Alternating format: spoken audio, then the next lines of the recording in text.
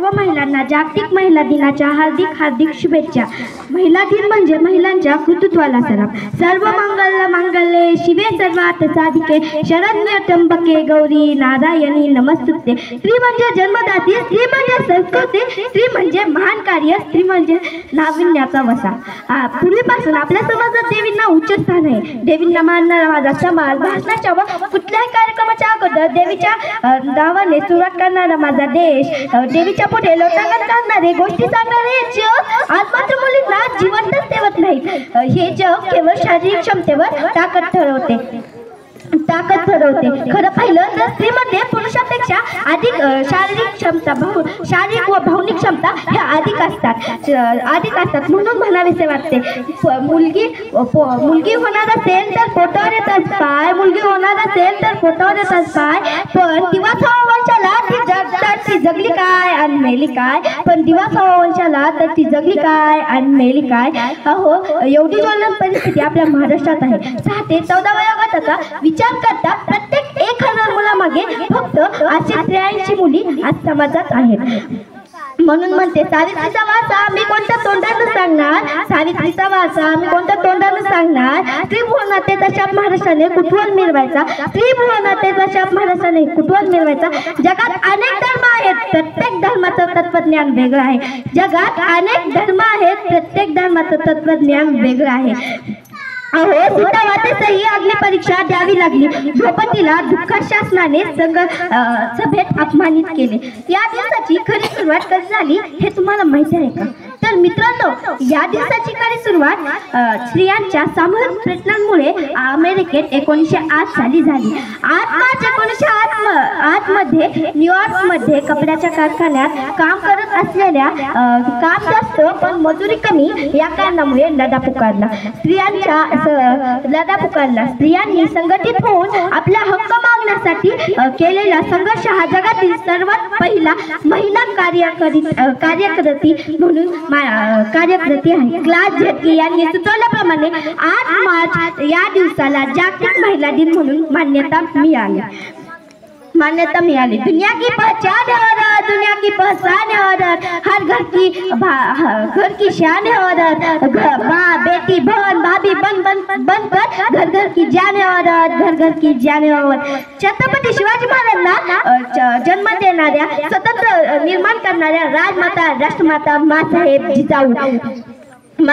जिजाऊ स्त्री शिक्षणासाठी क्रांतिकारक क्रांतिज्योती सावित्रीबाई फुले। स्त्री हक्कासाठी, स्त्री शिक्षणासाठी, स्त्री सन्मानासाठी मैं मेरी झांसी कभी नहीं दूंगी असे ठपकावून इंग्रजांशी संघर्ष करणाऱ्या झाशीची राणी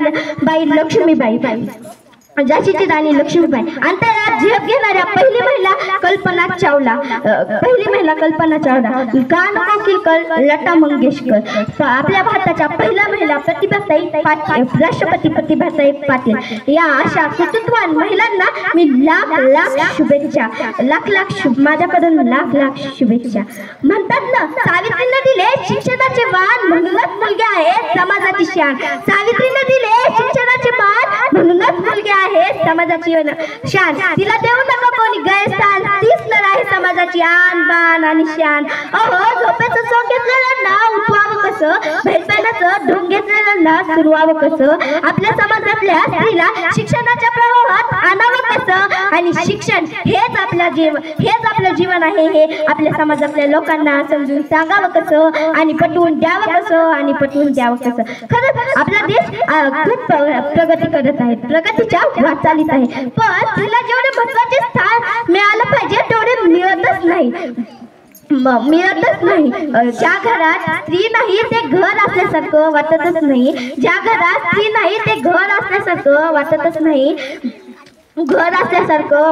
नाही। स्त्रीमध्ये घराला जोडून ठेवण्याची अनोखी शक्ती असते, स्त्रीमध्ये घराला जोडून ठेवण्याची अनोखी शक्ती असते। अशा या स्त्री शक्तीला माझा मानाचा मुद्रा।